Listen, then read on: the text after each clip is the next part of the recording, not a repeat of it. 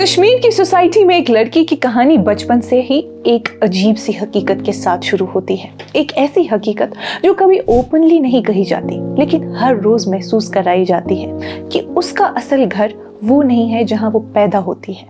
जब एक लड़की दुनिया को समझना शुरू करती है, तभी उसे धीरे धीरे ये समझा दिया जाता है कि उसका मायका टेम्पररी है, उसका असल घर कहीं और है, एक ऐसा घर जहां वो शादी के बाद जाएगी।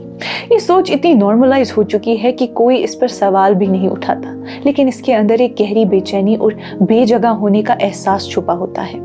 मायका यानी उसका पहला घर वही जगह होती है जहां उसकी पहचान बनती है, यही वो बोलना सीखती है, यही उसे मोहब्बत, रिश्ते और वैल्यूज मिलते हैं, और यही वो किसी की बेटी होती है, किसी की खुशी होती है।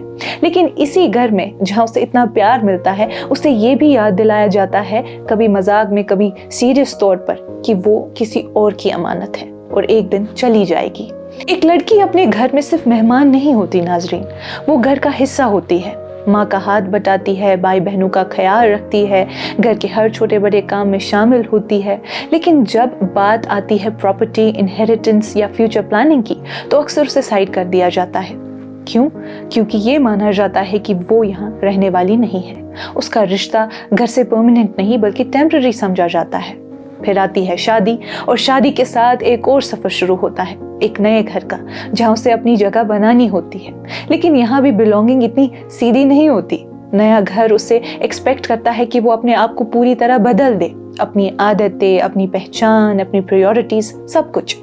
यहाँ उसे अपना बनने के लिए वक्त लगता है।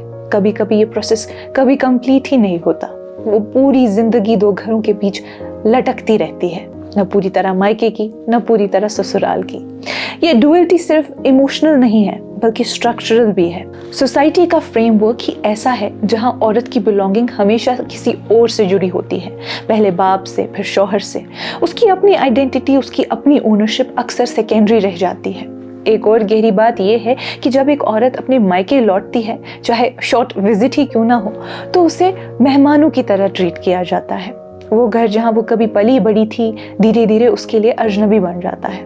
और जब वो ससुराल में होती है, तो वहां भी उसे अपनी जगह कॉन्स्टेंटली प्रूव करनी पड़ती है। यानी एक औरत की जिंदगी अक्सर एक परमानेंट ट्रांजिशन बनकर रह जाती है, एक ऐसी जर्नी जहां घर यानी होम कभी फुल्ली उसका नहीं होता। लेकिन आज की मॉडर्न कश्मीरी औरतें इस नैरेटिव को चैलेंज कर रही हैं। वो सवाल पूछ रही है कि क्या मेरा कोई घर नहीं, या फिर मेरा घर मैं खुद हूँ। एजुकेशन, अवेयरनेस और इकोनॉमिक इंडिपेंडेंस के साथ औरतें अब अपनी आइडेंटिटी को सिर्फ रिश्तों के थ्रू डिफाइन नहीं करना चाहती, वो अपनी इंडिविजुअलिटी, अपनी स्पेस और अपनी एजेंसी को क्लेम कर रही हैं।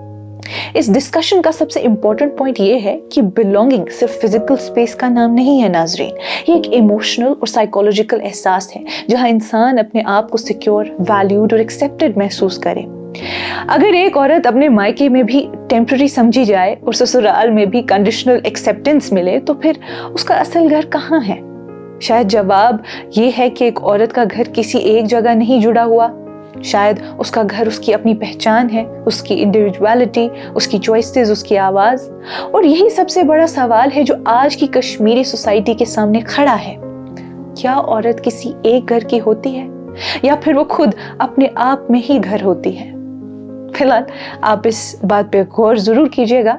आज की इस कश्मीर रिपोर्ट में बस इतना ही। बाकी मजीद मालूमात के लिए आप बने रहिए कश्मीर लाइव के साथ। खैबर सीमेंट, दिल से बनाओ।